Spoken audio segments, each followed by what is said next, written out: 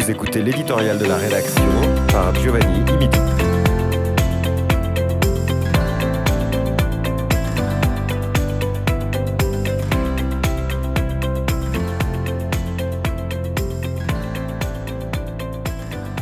Vous avez dit progrès. Le pape défraie la chronique. Encore. Rien de bien nouveau ici. Le pape François a récemment suscité la controverse en utilisant le terme italien frociaggine pour parler des homosexuels lors d'une rencontre avec des évêques italiens. Le mot, considéré vulgaire et insultant, renvoie à un terme discriminatoire bien connu que l'on évitera probablement de décrire ou de citer ici. Le mot en paix, comme dirait l'autre.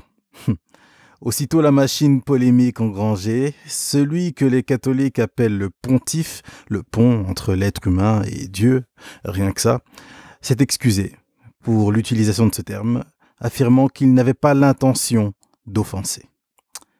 L'intention d'offenser. Aucune excuse, cela dit, pour le contexte dans lequel a été utilisé le mot.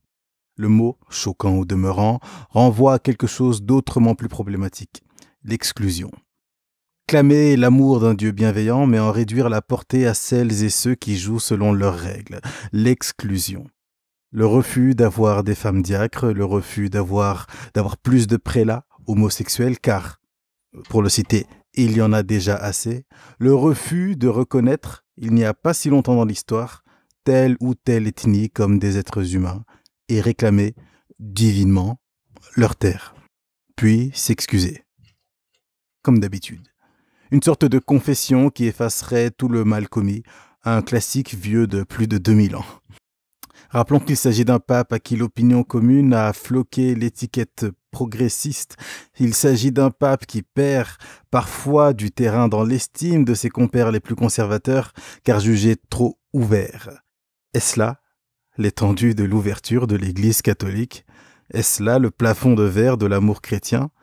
Sont-ce là les limites de la bienveillance et de l'omnipotence divine?